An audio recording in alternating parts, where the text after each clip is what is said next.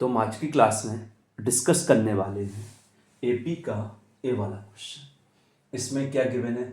The ratio of the sum of n terms of two APs is 7n+1 ratio 4n+27. Find the ratio of their mth term.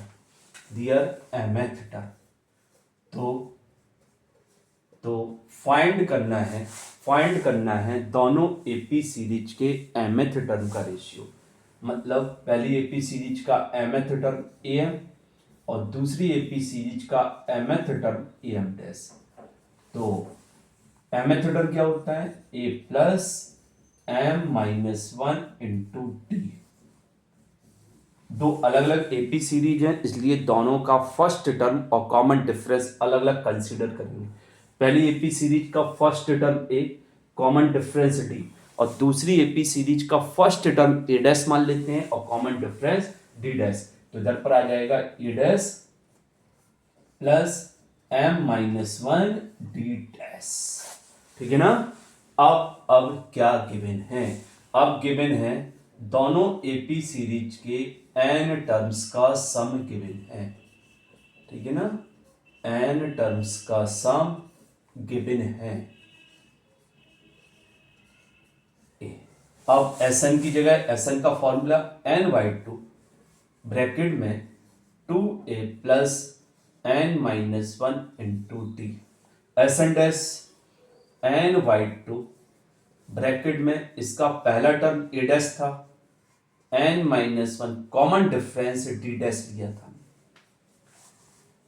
7n+1 upon 4n+27। ठीक है ना?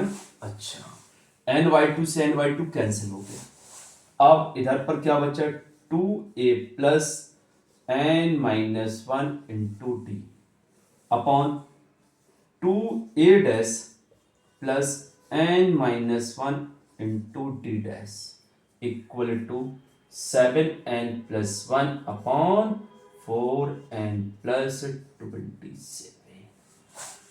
अब एक काम तो ऐसा हो सकता है कि ए डैश डी डैश निकाल के वहां वैल्यू पुट करते हैं, जो कि पॉसिबल नहीं है। तो हम एक काम कर सकते हैं, इस पूरे ही फॉर्मेट को ऐसा बनाने की कोशिश करेंगे। जैसे ही ये पूरा ऐसा बन जाएगा तो हमें am डैश की वैल्यू मिल जाएगी। तो सबसे पहले बनाने के लिए क्या करना पड़ेगा? उधर पर देखो a और a डैश का कॉफिशिएंट 1 है, तो सबसे पहला काम करेंगे a और a डैश का कॉफिशिएंट 1 बनाएंगे। तो क्या करना पड़ेगा? ऊपर नीचे 2 का डिवाइड, तो 2 का डिवाइड कर देंगे तो a आ जाएगा। इधर पर n-1 अपॉन 2 डी आ जाएगा। इधर भी हम 2 का डिवाइड करेंगे तो ये आ जाएगा a dash plus n-1 upon 2 d dash equal to 7n+1 upon 4n+27। ठीक है ना? अब देखो थोड़ी मैच कीजिए, a का कॉफिशिएंट 1 और a डैश का कॉफिशिएंट 1 सेम हो गया। अब वहां पर d के साथ क्या है? m-1 और d डैश के साथ क्या है? m-1।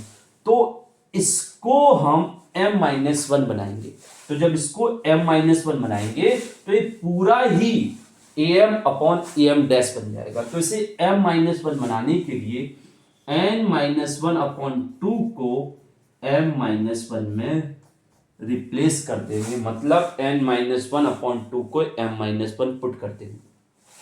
जैसे हम इसको m-1 पुट करेंगे तो इसके अकॉर्डिंग इधर भी हमें थोड़ी चेंज करना पड़ेगा, क्योंकि ये पूरा m की फॉर्म में हो जाएगा, तो इसे भी m की फॉर्म में लाना पड़ेगा।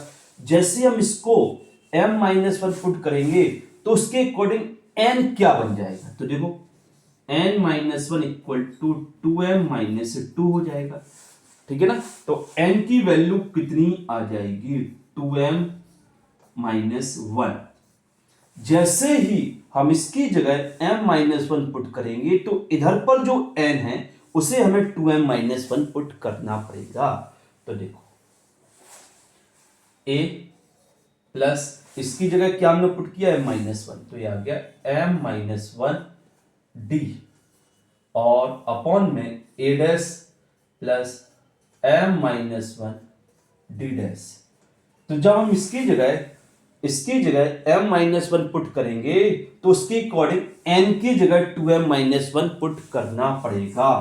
तो 7 2m-1 और प्लस 1 अपॉन में 4 2m-1 और प्लस 27।